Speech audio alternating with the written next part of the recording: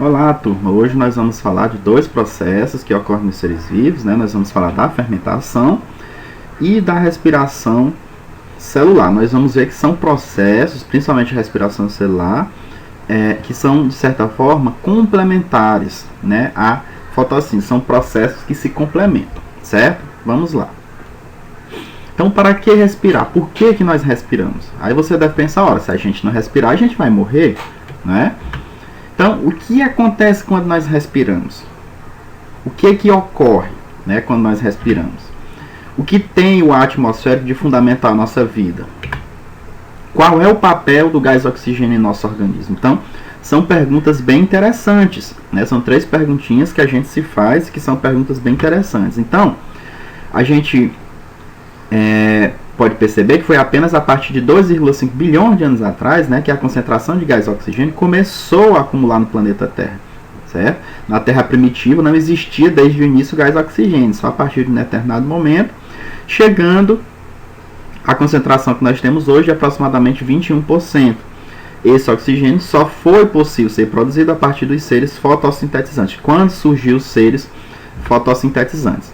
Então, nesse ambiente, né, em transformação, ou seja, nessa passagem, né, de um ambiente que não tinha gás oxigênio para o surgimento dos organismos fotossintetizantes e que passou a existir gás oxigênio, né,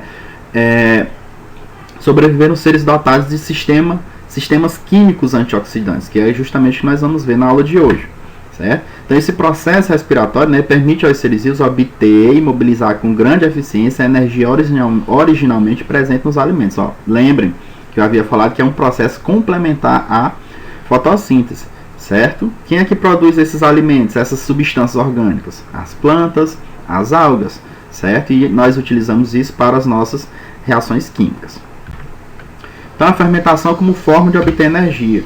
Certos tipos de fungos e bactérias, né, adaptados a ambientes pobres em gás oxigênio, obtêm energia por meio de um processo que nós vamos chamar de fermentação. O que é fermentação? É um tipo de processo em que as substâncias orgânicas, né, elas são degradadas parcialmente. Prestem bem atenção nesse termo, degradadas parcialmente. Nós vamos ver lá na respiração celular que esse processo ele é total, certo? Gerando moléculas orgânicas menores.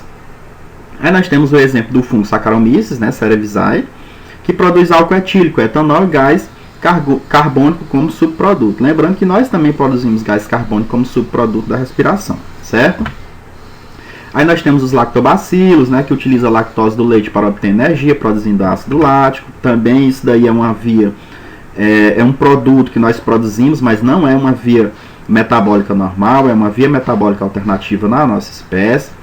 Em células musculares, né, pode ocorrer fermentação lática, como eu havia falado. Quando a demanda de energia é grande, não há gás oxigênio suficiente. É a famosa cãibra, né, que a gente sente como se o músculo estivesse embolando.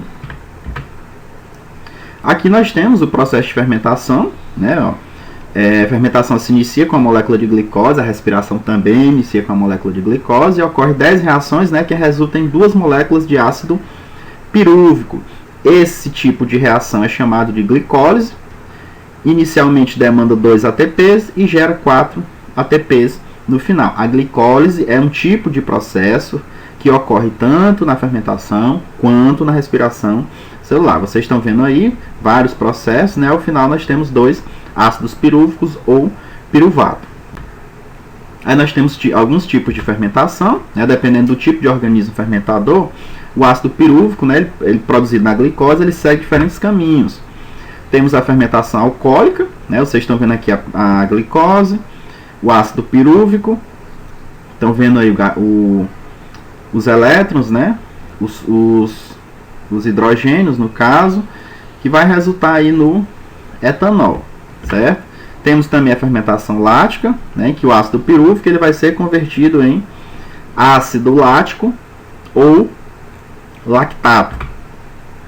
E, por fim aqui, é importante que a gente perceba, né, que há uma cadeia transportadora de elétrons, né? Há também os aceptores, aí no caso, o NAD, certo? Aqui nós temos a questão da fermentação alcoólica, né, mostrando aí a molécula de glicose, o NAD, ATP, né, lembrem que demanda energia inicialmente. vai ser convertida em 2 ácidos pirúvicos, né? E aí as duas reações que nós observamos anteriormente, a produção do etanol, o ácido, ou aliás, álcool etílico, e no caso aí o ácido lático, certo?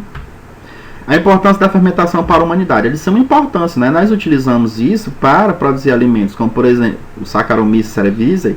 Ele é empregado na produção de pão e bebidas alcoólicas, né? Um tipo de processo de fermentação. No caso a cerveja utiliza, além do cerevisiae, né? Utiliza também o Caubergensis. O vinho utiliza o Ellipsoideus. No caso do saquê, utiliza o Aspergillus oryzal e em seguida o Cerevisiae. No caso do uísque, nós utilizamos para a fermentação aí o Saccharomyces cerevisiae. O Penicillium roquefort e o Penicillium camembert são utilizados na produção de queijo roquefort e camembert. Então vocês estão vendo que a fermentação é largamente utilizada pela nossa espécie para a produção principalmente de bebidas, mas também de outros alimentos, a exemplo do pão, do iogurte, certo? Está aqui mostrando justamente uma figurinha de queijos que é produzida a partir do processo de fermentação e o vinho. Agora nós vamos passar para a respiração aeróbica, certo? Então a respiração aeróbica é um processo em que as moléculas orgânicas, elas provenientes do alimento, né, no caso principalmente a glicose, são degradadas com a participação de gás oxigênio, ou seja, só ocorre queima, certo? Desse elemento, dessa substância, que no caso é a glicose, se houver oxigênio, certo? Se não houver oxigênio, nós temos uma via metabólica alternativa, que é a fermentação, mas isso não ocorre por um longo período. Até que se restabeleça a quantidade de gás oxigênio, aí nós temos o processo natural, que é a respiração aeróbica, gerando como subproduto, né, gás carbônico, água e a liberação de ATP. Nós vamos ver isso mais detalhadamente a seguir. Aqui nós temos a molécula de glicose, ó, as 6 moléculas de gás oxigênio, mas que isso são os reagentes, né? Nós vamos produzir 6 moléculas de gás carbônico no processo de respiração, 6 moléculas de água e energia acumulada nas ligações do fosfato lá no ATP, certo? Então, rendimento e etapas da respiração celular. A respiração celular tem rendimento 15 vezes maior do que a fermentação. Lembrem lá do que eu havia falado, a fermentação degrada parcialmente. Isso é o diferencial. Enquanto a respiração aeróbica degrada totalmente, certo? Então ela é bem mais rentável em termos de produção de energia. A que se pode atribuir essa diferença de rendimento energético entre os dois processos? Justamente o que eu havia falado. O grau em que a glicose é degradada. Na fermentação ela é parcialmente degradada, enquanto na respiração ela é completa. A primeira fase, né, da respiração aeróbica ocorre no citoplasma, certo? Que é a glicólise. Então a glicólise, né, produz substâncias que entrarão posteriormente na mitocôndria para reações que envolvem o gás oxigênio. Então a glicólise nada mais é do que a quebra da molécula de glicose em 2 moléculas de ácido pirúvico. O saldo líquido da glicólise são 2 ATPs, certo? Então formam 2 moléculas de NAD, H, né, é o aceptor, não necessita da presença do gás oxigênio, certo, para ocorrer. Então esse processo ele é muito semelhante ao que ocorre na fermentação. É como se houvesse uma respiração anaeróbica inicialmente, ou seja, não necessita de gás oxigênio. A glicólise, viu? Atentem-se bem, a glicólise não necessita de gás oxigênio. Na ausência de gás oxigênio, o ácido pirúvico é transformado em ácido lático, né, etanol e gás carbônico. No caso aí é um tipo de processo anaeróbico, já que não precisa do gás oxigênio. Aí nós vamos entrar agora na fase mitocondrial da respiração aeróbica, certo? Se houver o gás oxigênio, né, o ácido pirúvico entra na mitocôndria e reage com a chamada coenzima A ou CoA, né, formando o que nós vamos chamar de acetilcoenzima A ou acetil-CoA, além da presença também, além da formação também de gás carbônico, né, participa desse processo aí o NAD, certo? Que é o aceptor de elétrons. Então percebam que um dos subprodutos da respiração aeróbica é o gás carbônico, que é um reagente da fotossíntese. Por isso que eu disse que são reações, são processos complementares. Então aqui está mostrando, né, o ácido pirúvico mais a coenzima A mais o NAD vai ter como produto a acetil-CoA, o aceptor, gás carbônico, mais os íons hidrogênio. Bem, nós vamos ver agora o ciclo de Krebs, né, ou o ciclo do ácido cítrico, né, tem esse nome pelo seu descobridor, né. A acetil-CoA é o ponto de partida, né, é a reação que vai iniciar uma série de outras reações, né. Quando se forma na mitocôndria, né, cada molécula de acetil-CoA reage com a molécula de ácido oxalacético, né. A coenzima A é liberada e forma-se o ácido cítrico. Percebam que as enzimas, elas participam das reações, mas elas não se modificam. Do jeito que ela entra, ela sai posteriormente. No caso do ciclo de Krebs, além do NAD, tem um outro aceptor, certo? Que é o FAD, né? Que é a flavina dinucleotídeo adenina, certo? A energia liberada permite a formação do GTP, né? Que é a guanosina trifosfato, ou trifosfato de guanosina. Aqui está mostrando justamente o que ocorre no ciclo de Krebs, né? O ácido pirúvico, aí, que é produzido na glicólise, a acetil-CoA, que é produzida inicialmente no ciclo de Krebs, e vocês estão vendo aí uma série de reações com gasto de energia e liberação de íons, certo? Temos também a fosforilação oxidativa, lembrando que na fotossíntese nós temos a fotofosforilação, ou seja, a formação de ATP, certo? A maior parte do ATP produzido na respiração aeróbica, né, ocorre na transferência de elétrons e de íons de hidrogênio do NAD e do FAD para o gás oxigênio, né, formando aí a água. Está aqui mostrando a reação, né, 2 NAD mais 2 íons de hidrogênio mais oxigênio, a formação de 2 NAD mais 2 moléculas de água. O FAD, né, ocorre parecido, 2 aceptores FAD mais gás oxigênio, forma 2 FAD mais 2 moléculas de água. Então há uma cadeia transportadora de elétrons também na respiração aeróbica, assim como existe lá na fotossíntese. A fosforilação oxidativa, né, como eu havia falado, é a adição de fosfato a ADP para formar ATP. Né? O gás oxigênio é o último agente oxidante da cadeia de reações.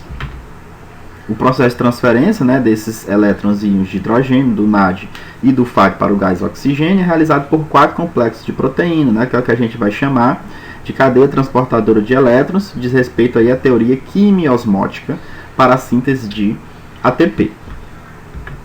Aqui mostrando esse complexo, lembrando aí que é muito semelhantezinho ao que ocorre na fotossíntese. Está aqui o NAD, que é um aceptor, vocês estão vendo aqui que é a cadeia transportadora, vários aceptores, e o último vai gerar aqui ATP, certo? Aqui é a cadeia transportadora de elétrons, resultando aí na síntese de ATP, certo? Ao retornar à matriz mitocondrial, né, os íons de hidrogênio combinam-se aos elétrons que foram desorganizados e a átomos de gás oxigênio que vão dar origem à água. Então, um dos produtos da respiração aeróbica é a água, certo? Como vocês bem podem ver aí na figurinha ao lado. A energia liberada pelos elétrons, né, na passagem pela cadeia transportadora pode formar teoricamente 34 ATPs. Então vocês estão vendo por que a respiração aeróbica tem um saldo líquido bem maior do que a fermentação. Então no caso aí, ó, há a produção de 26 ATPs, certo? Mais 2 ATPs que foram produzidos na glicólise, mais 2 ATPs que foram produzidos no ciclo de Krebs. Então a respiração aeróbica tem um saldo aí de 30 ATPs, certo? Então percebam o quanto ela é eficiente, certo? Os lipídios, né, podem também fornecer energia para a respiração aeróbica, né? Os ácidos graxos podem transformar-se em acetil-CoA. Então percebam que os lipídios também podem entrar nas reações para a produção de substâncias orgânicas, como vocês podem ver aqui. Está aqui mostrando a glicólise, né, que é a produção do ácido pirúvico, isso no citoplasma, que esse ácido pirúvico entra nas mitocôndrias, entra aí no ciclo de Krebs, né, tem a cadeia transportadora de elétrons, que ao final nós vamos ter a produção de 30 ATPs, certo?